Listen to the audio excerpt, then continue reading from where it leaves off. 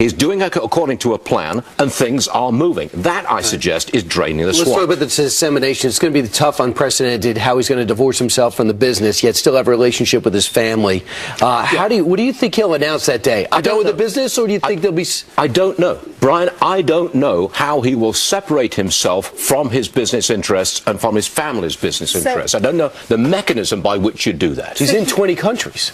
Yes, he is. And that's going to be very difficult, is it not? If you want a total divorce between the presidency and this business empire and his family's empire, that's something very difficult to achieve. And again, I don't know the mechanism. Yeah, and historically, I mean, it is impossible ultimately for the president to have a conflict of interest, because the way the laws are written, the president and the vice president are not held to the same standard that everybody else is. This is politics, Steve. Right? This is how it looks as opposed to how it is legally. Well, rather than going the easy way where he just goes, trust me, he's actually doing it. Okay.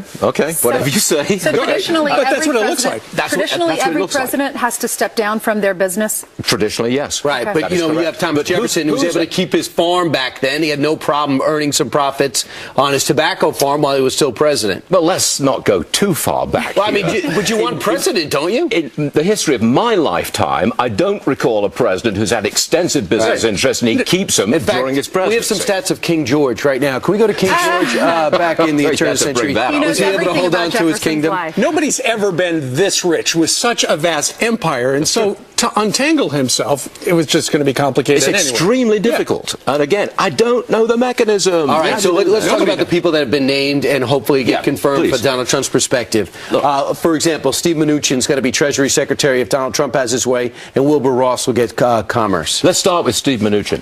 When was the last time you saw a Treasury Secretary who had been a movie producer?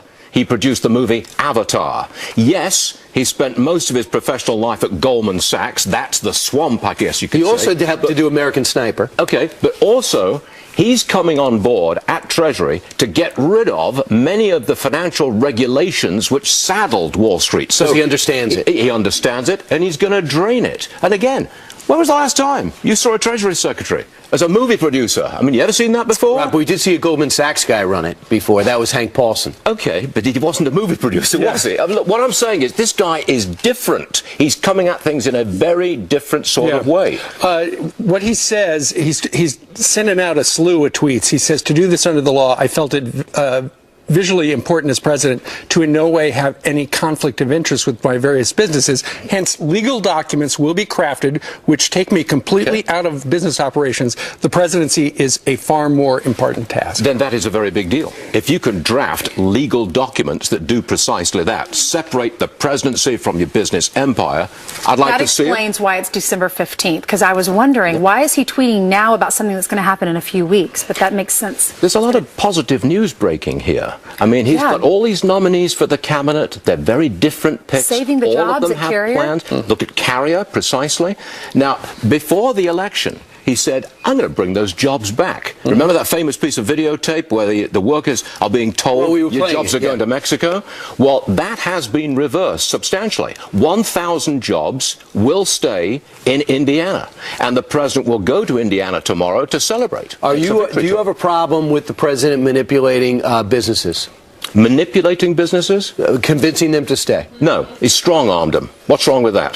That's business. As a free market guy? He's negotiated it. He's going at it. Yeah. I mean, he's won this one. He's won 1,000 jobs to stay in Indiana. I have no objection to that whatsoever. By the way, Steve Mnuchin and Wilbur Ross have both confirmed officially, this is a Fox News alert, that they have been offered jobs in the Trump administration. Now, of course, they will face the nomination process. Now, Wilbur Ross, by the way, is going to be in charge at Commerce. He's going to be in charge of trade policy. That, again, is a radical reversal from what we've had before. Wilbur Ross is in charge of that. Steve Mnuchin, he's going to reverse what's called Dodd-Frank financial regulation.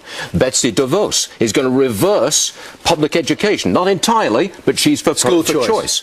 Tom Price is going to reverse Obamacare. When you talk about draining the swamp, I put it to you that one of the big things is you've got a plan, you execute that plan, you do it quickly, and it's a reversal of what you've seen before. That is draining the swamp. Sure, and then you look... Go ahead. I was going to say, and you look at just what he's doing is, in his cabinet, he's putting specialists, people who are experts and stuff. When it comes to immigration, one of his big things, who's he got there? The new AG, if he's confirmed, would be Mr. Sessions. They know what they're talking about in their individual area. They don't and need they've got on-the-job a plan. training. Yeah, they've got a plan. Tom Price really sticks out to me. He does have a plan in place to replace Obamacare. That's a very big deal, and that's what's going to happen. You know what also rings true is he's so tight. He took over the budget process from Paul Ryan. And Tom Price and Paul Ryan are very close. And if you're wondering if Paul Ryan and Donald Trump can work together, that's your answer. Because Tom Price is representing a lot of Paul Ryan's views. And also Paul Ryan's views on tax changes. Now, the president has to negotiate with Congress what kind of tax reform plan he's going to get. They're pretty close. They're negotiating it as we speak. You will have a tax reform plan by the spring, implemented by the spring. Wow. That's a very big deal. What about Mitt Romney? Do you think he's going to get Secretary of State? And what did you make of his comments when he came out of the dinner last night? Conciliatory, I would say.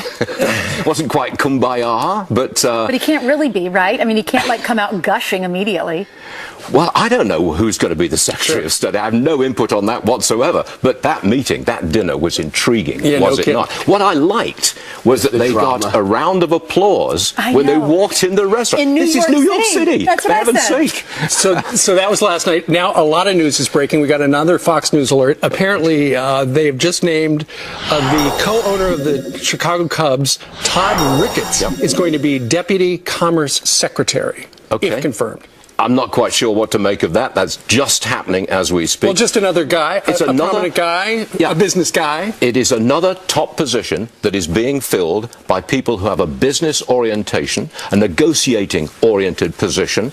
It's taking shape, and it's a very different cabinet from what we've been used to. If the Cubs don't win the World Series, he does not get this job. That's my opinion. And I have no sources. I'm just going with my gut instinct on that.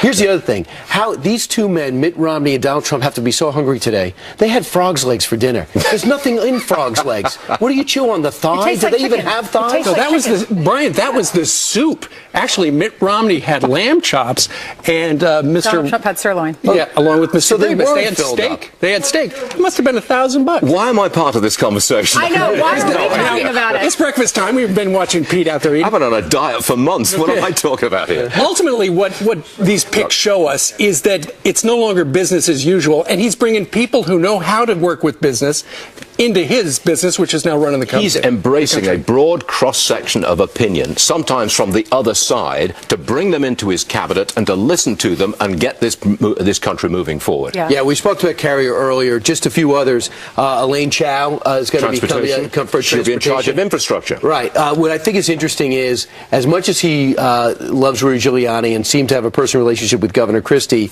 I think he's also worried about people getting confirmed. And he doesn't want to know how much capital he can spend in doing that. Do you think that's playing into the fact that he's naming loyalists to key positions, but in some cases he's not? I think he wants to avoid big fights with the nominating process going before the Senate. I mean, I think he wants to avoid that. Whether that's a really big factor in who he chooses, that's another story. I think Donald Trump's the kind of guy who says, I want him.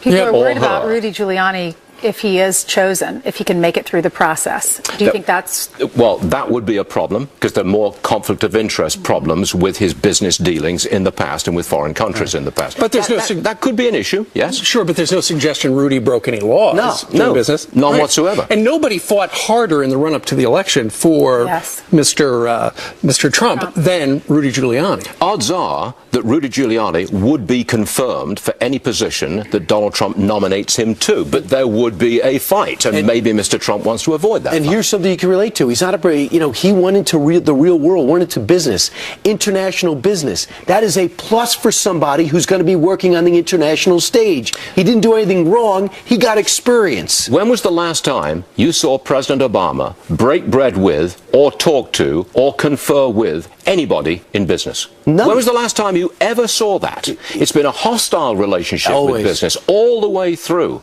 And that's really changing rapidly as we speak. You didn't build that business. Remember that guy? Wasn't that Elizabeth Warren? Now she's taken over that mantle. Thank you believe very me. much. Hey, we're going to watch you from 9 to noon because we can't get enough of you. Really? On the Fox Business Network. Well, I've been on for, 5 or 6 minutes here. That's pretty good. I know it. We'll See you at 9, everybody. Thank Thank you. you so much. Thank you. It is a very, very busy Wednesday morning. A number of Fox News alerts already, and we're only 72 minutes into the program. Deadly tornadoes are sweeping through the South overnight. Multiple children injured. Damage reports are just coming in as the wildfires down there in Tennessee are turning deadly. The inferno still raging this morning. And is Hillary Clinton really off the hook for all of her scandals? Congressman Jim Jordan in Oversight says Congress is obligated to finish the job. See if she's guilty of anything. He's here with the plan. Coming up next. President-elect Donald Trump has all but ruled out getting Hillary Clinton prosecuted over her private email server, telling the New York Times in a lengthy interview, "It's not something that I just feel that strongly about." But our next guest says Congress still has an obligation to press on. Joining us right now is a member of the House Oversight and Government Reform Committee, Ohio Representative Jim Jordan, a Republican. Mr. Jordan, good morning to you. Good morning to you, Steve. Okay, so you say Congress has got an obligation to investigate whether or not Hillary Clinton or the Clinton Foundation did anything wrong. But if the top guy in your party is saying, I don't know if I feel that strongly about it, why would you go forward with it? Well, we do have an obligation, not just any old obligation. It's a constitutional obligation. She obviously broke federal records law, at least I think she did. And I come back to the basic standard. It's equal treatment under the law in this country. That is the standard. And if anyone else would be investigated, then so should the former Secretary of State. So I think that's the right position for the House to take. As far as the administration goes, that's going to largely be a call for Senator Sessions when he becomes the Attorney General. If he thinks it warrants further pursuit, further activity, further investigation, then he can move in that direction. I certainly respect President-elect Trump's statement. Sure. But we have a job in the House, and we should do that regardless of who's in the White House, regardless of what party it is. We should do our constitutional duty. That's what the American people expect. Sure. Congressman, over the last couple of years, the Department of Justice, which was supposed to be, completely neutral, has looked like a political wing of the White House. How does that change with the new administration? I think Jeff Sessions is a tremendous individual who's going to change that very thing. That's one of the things I believe was an important issue, particularly in the last few months of this campaign. This idea that the Justice Department is supposed to be about justice, and it, as you said, rightly was focused on politics. I mean, just think about the Clinton example. When have you ever seen the subject of the investigation's husband interviewed by or visit with the Attorney General just a few days before the subject of the investigation is interviewed? Yeah. When have you ever seen 5 people get immunity? 5 people get immunity, and yet no one gets prosecuted. Right. 5 people get immunity. 3 of them get. 3 of them don't even bother to testify. They take the 5th in front of Congress. 1 of them doesn't even bother to show up. You can't make it up. Yeah, and when have you ever seen the Attorney General announce beforehand, I'm going to follow the recommendations of the FBI, right, even though we don't know what the recommendations are? It's the first and only time it's happened. So when you see this play out, it's why I think our job in the House, our job as the members of the legislative branch, is to do our constitutional duty and make sure we provide the right oversight. Real quickly before you go, now that the administration is switching parties, would this be easier for you to get your hands on IRS records? Because a lot of people are still steamed about that. Yeah, I think so. And never forget, it was just 2 weeks ago the IRS announced that Albuquerque Tea Party wasn't going to get their tax-exempt status, even though they've waited 7 years for that. 7 years, and it still looks like targeting is going on. Wow. So yeah, I think we'll have a better opportunity to get deep down into these agencies, not just the IRS, but all these agencies, where so many of the left kind of hang out and are part of the bureaucracy. Right. I think that'll make it be an easier thing and something that we need to do as well. All right, Congressman Jim Jordan of Ohio. Sir, thank you very much for joining us. You're going to be the first one in the office today. All right. Thank you, sir. All right, 7:20 now here in New York City. Coming up, our Democrats about to say so long to Nancy Pelosi later today in a big vote. Wait until you hear what her opponent for Minority Leader just 87 pounds when she was found. Her body was covered in burns and her hair had been cut. Police now searching for 2 Hispanic females as the Pepini family slams rumors that the kidnapping was part of some sort of race war. Investigators are now looking into a racially charged blog post from 2003 that was signed by someone claiming to be Sherry. We'll stay on the story. Well, could Nancy Pelosi be dethroned as House Minority Leader later today? The Ohio Congressman Tim Ryan says that he's now within striking distance of winning that job. House Democrats holding their leadership vote behind closed doors just a few hours from now. Ryan's stunning the party by challenging Pelosi. She's had the job for the past 14 years. She's widely expected to win, though. Activists set fire to America's symbol of freedom right outside Trump Tower in New York City. This display in response to President-elect Donald Trump's tweet saying, quote, nobody should be allowed to burn the American flag. If they do, there must be consequences, perhaps loss of citizenship or a year in jail. Well, now the ladies of The View are weighing in. Listen to this. Anything that's infringing upon our very constitutional right to speak. And it reeks of a dictatorship. People are angry. They sometimes get angry and they burn the flag. Sometimes they burn the neighborhood. And people have just as much right to be offended by it, too. Well, the Supreme Court has upheld the right to do just that. But did they forget that Hillary Clinton once called for the exact same thing? I hope, Mr. President, that we can pass a law that criminalizes flag burning and desecration. Well, it's protected by the First Amendment, freedom of speech. And those are your headlines. I'll see you back here in just a little bit. Brian? All right, get ready for this. Our next guest spent thousands of hours face-to-face with the mastermind of 9/11. And outside Jose Rodriguez, you're not going to speak to anybody like this again. And now he's sharing for the first time these terrifying stories from his days of waterboarding Khalid Sheikh Mohammed to Abu Zubaydah to Ramzi bin al-Shibh. In his brand new memoir, it's out yesterday, Enhanced Interrogation. Dr. James Mitchell joins us right now, who developed the CIA's Enhanced Interrogation program that's gotten so much controversial coverage, but now he gives the truth here. Thanks so much for joining us. Great to see you, Dr. Mitchell. Thanks for having me on. You describe in this book, you were going to be a private contractor. The CIA asked you, and you didn't want to take the job. After 9/11, they asked you, and you got to take the job. Sooner or later, they realize your skills, and they're going to develop enhanced interrogation practices. How would you define that, first off? Well, the one important thing to remember is that it wasn't Jim Mitchell's enhanced interrogation program. It was America's. And the CIA was trying to protect Americans in the face of an upcoming catastrophic attack similar to what happened on 9/11. And so they asked me to pitch in and help when we were in crisis, and I agreed to do that. So you did it, and we get the first big high-value target. It's Abu Zubaydah. And Abu Zubaydah has been shot. They don't know if he's going to live. They got to get you over there and describe the process of him recovering and trying to get him to speak. What ultimately got him to give you information that you needed? Well, he gave up a few tidbits when the FBI and CIA were interrogating him, and I wasn't. But he ultimately shut down. And when he shut down, there was still credible evidence that there was going to be some kind of a catastrophic attack. We had intelligence that suggested bin Laden had met with the Pakistanis that had been passing out nuclear technology to rogue states that exported terrorism. We had anthrax attacks taking place in the United States. We had chatter about KSM's people already on the ground here in America attempting to do attacks. And so what the CIA did was the CIA asked me for a list of recommendations, which I gave them, and then they asked me to do the interrogations myself. So it ends up yielding tremendous results. It enabled you perhaps to capture Ramzi bin al-Shibh, who led you to Khalid Sheikh Mohammed, who you spent countless hours in. The one thing that you described that broke him was when you had the ability to waterboard him. You only waterboarded him 5 times, despite all the rumors. And one thing that happened after you did that is that you went back to him to try to get his advice on how to handle Nashiri. He's another high-value target. And he said, I don't want to waterboard this guy. What should I do?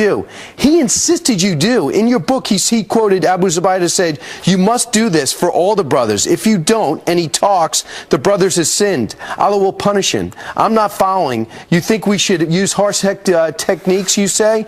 Allah does not expect more of a man than he's capable of. You have to bring him to his limits. So Zubaydah was recommending that you bring these guys to their limits in order to get them to speak. Right. To put that in context, what he was actually saying is that everyone is different, and that in their religion, the one that the Islamists follow, if a person helps the enemy without resisting to the best that they can, then it's a sin, and Allah will punish them. And what he was saying is, you have to help the brothers so that they don't get sideways with their God. But he wasn't suggesting that we waterboard everybody, or he wasn't suggesting that we use harsh interrogation techniques on everybody. What he was saying is that everybody is different. For some, there won't be any need to use anything at all. And for others, that nothing you do to them will get them to talk to you. Your task is to figure out where they are and provide them with enough coercion or tea and sympathy so that they feel that they've done to the best of their ability. What you're saying, Dr. Mitchell, though, it clearly worked.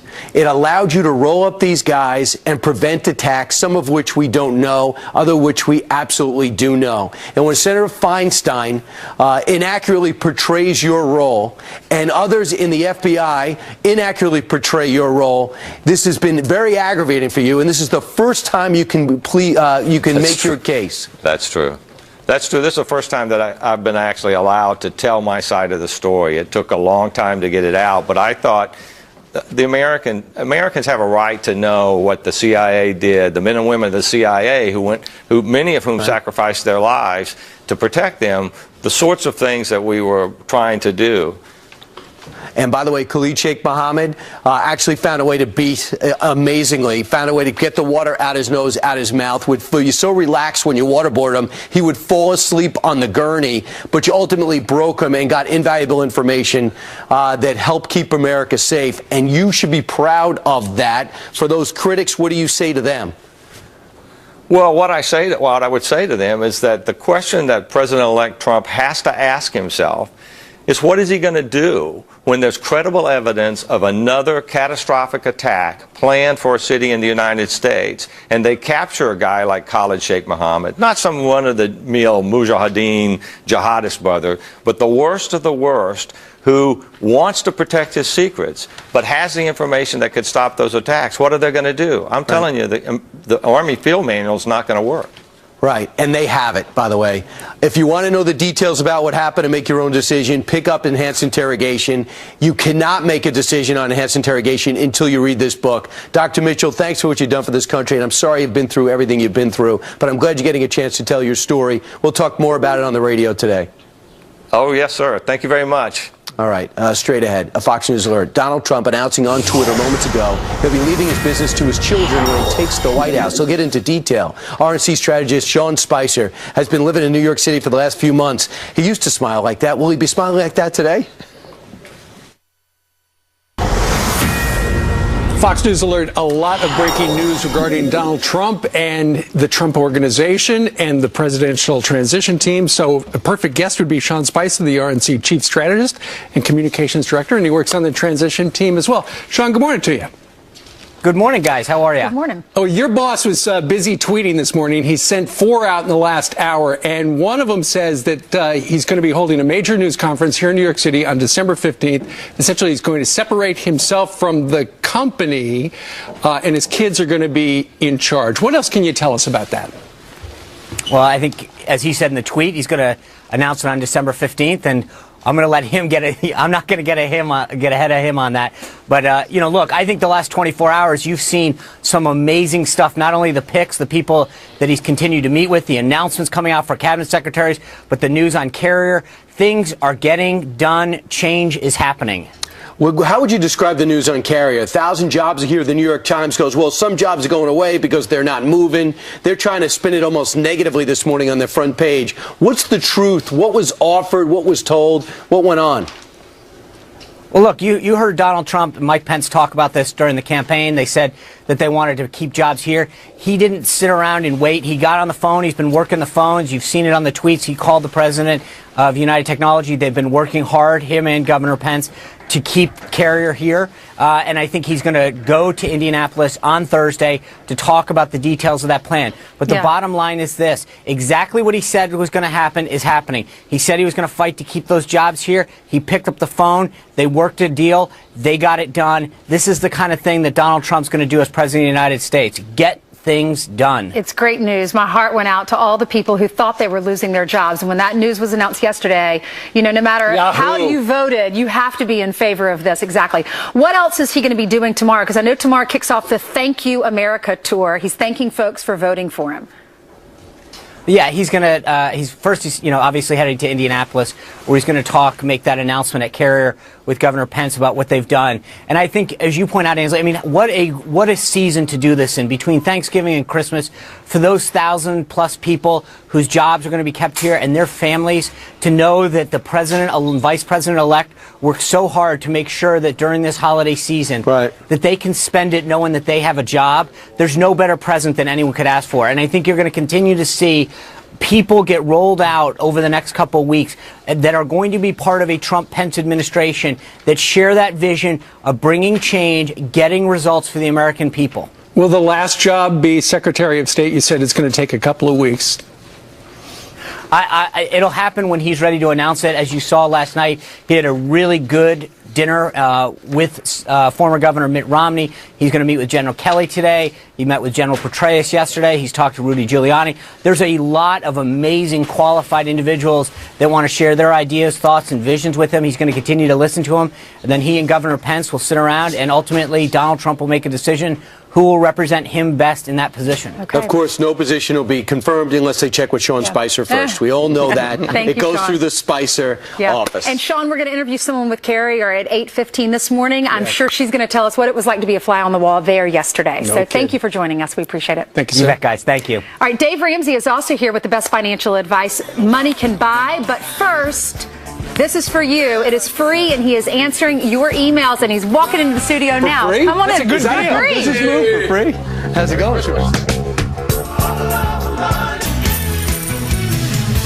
Can you believe it? Tomorrow marks the first day of December. So what money moves do you need to make before 2017? Let's ask the host of the Dave Ramsey Show on Sirius XM Radio, Dave Ramsey with Ramsey Solutions. Great to see you, Dave. Thank you. What are the money moves we need to make before the end of the year?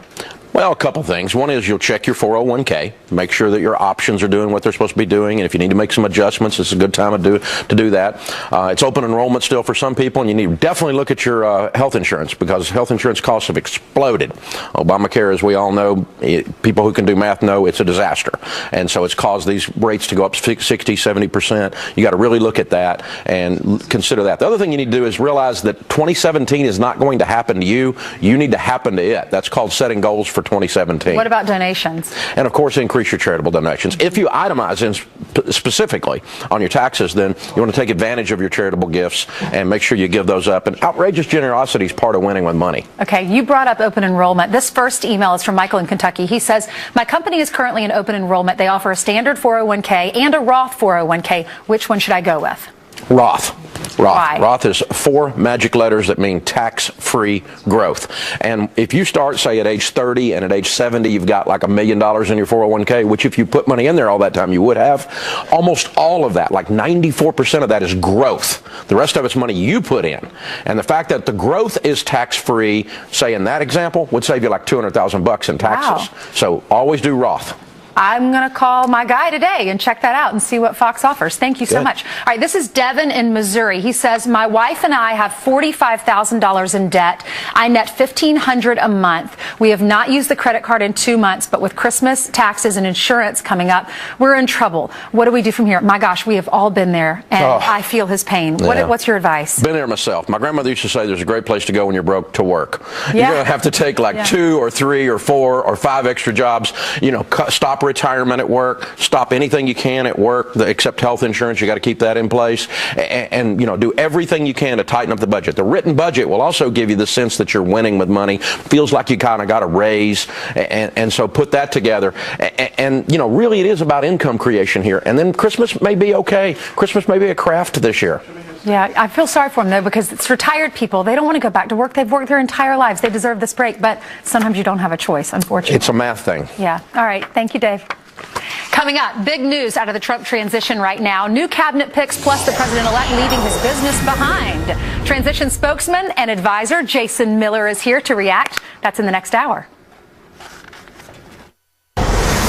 Good morning to you. It is Wednesday. It's November 30th. I'm Ainsley Earhart. We start with a Fox News alert. President-elect Donald Trump announcing this morning he will step aside from his business to focus on running our great country. The new details breaking this morning and how his children will be involved. Terrific. Then imagine being called to a company-wide meeting at work and hearing this awful news. Competitive and protect the business for long term is to move production from our facility in Indianapolis to Monterrey, Mexico. And of course, everybody in the room will lose their jobs. But the president-elect already making good on a campaign promise, keeping Carrier from leaving the United States entirely. We're going to talk to an employee live whose job perhaps has just been saved by Donald Trump. And they call her the Democrats' secret weapon. We now know the political future for First Lady Michelle Obama. We'll reveal it because you are watching Fox and Friends, your morning choice.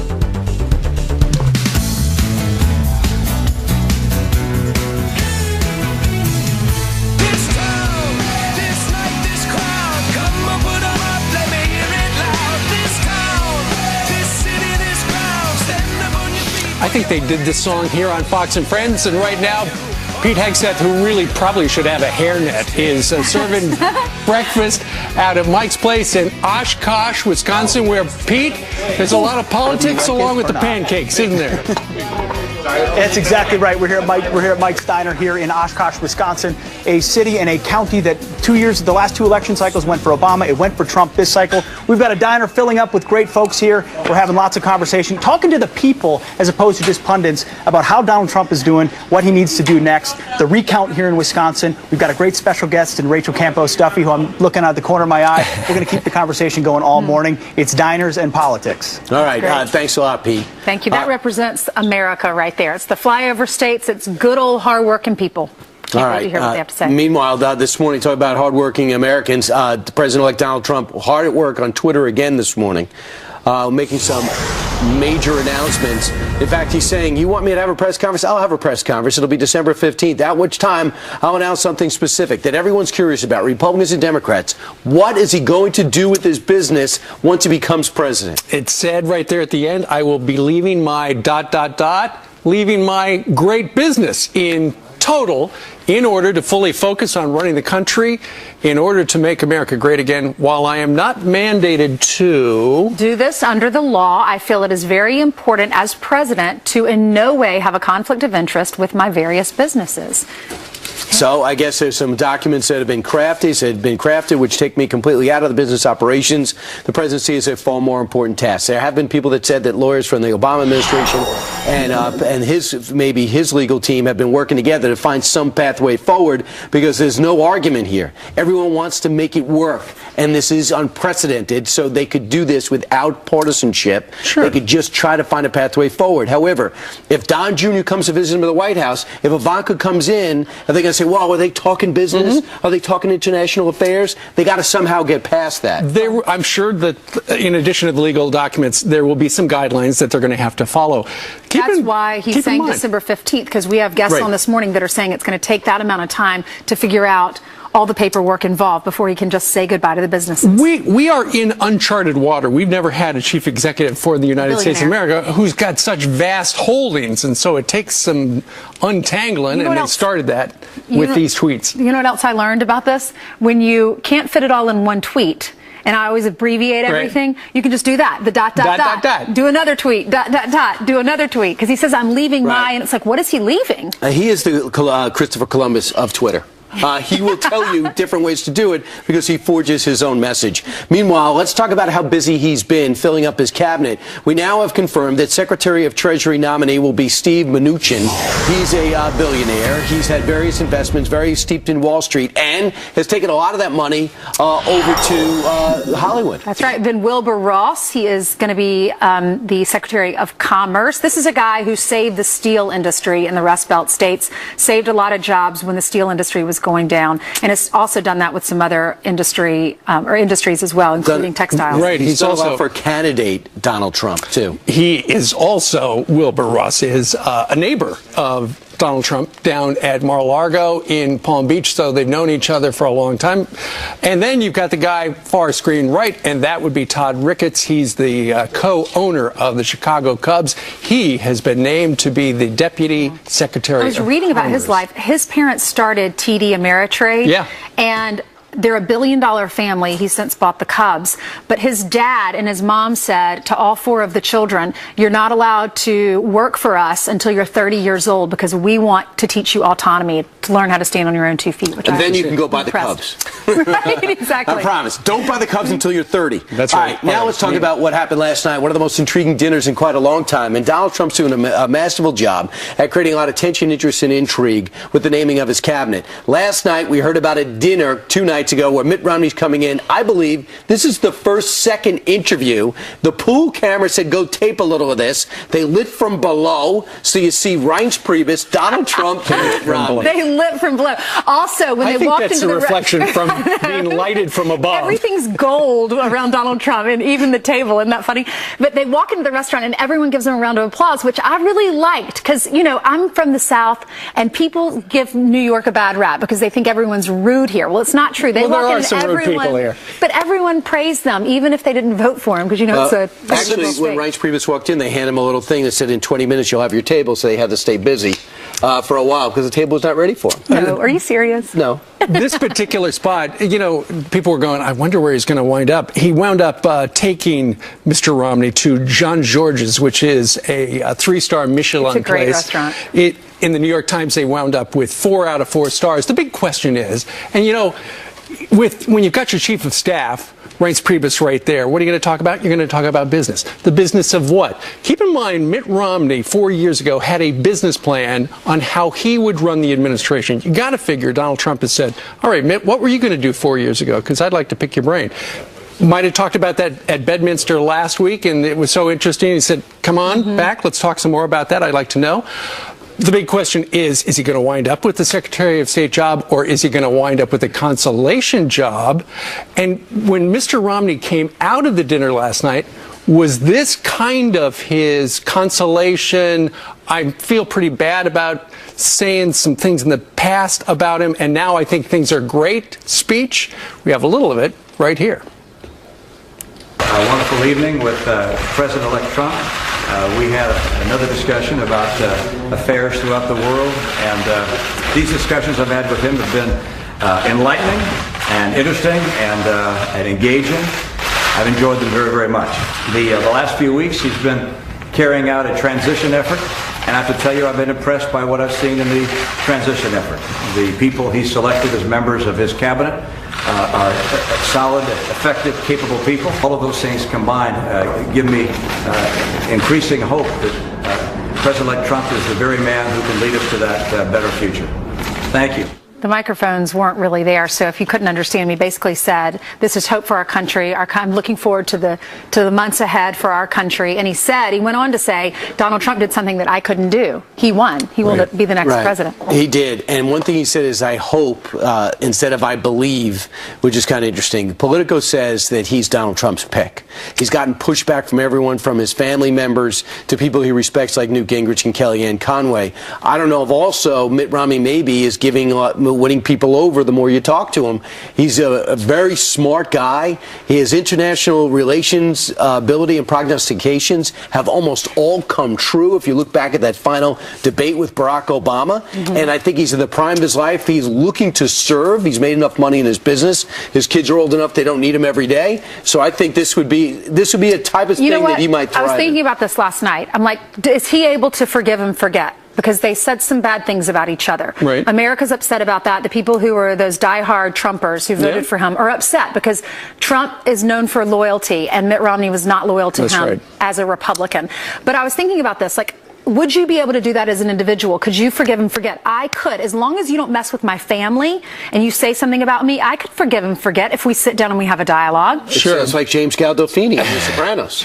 Don't mess with my family. Don't mess with, is that what he said? I agree. Maybe I'm Italian. Right, absolutely. So the big question is Mitt Romney his pick, or is it? Keep in mind, Donald Trump is a showman, and he's been a producer of a television show for a long time. Is he just stringing us along thinking, hey, it's going to be Mitt Romney, it's going to be Mitt Romney? Ooh, hey. head fake, it's back to the most loyal guy who went on the campaign trail for him, Rudy Giuliani. But we don't know. Stay tuned. Unless you know something, give us a call. He did speak with Mike Bloomberg yesterday, too, a guy that ripped him at the Democrats.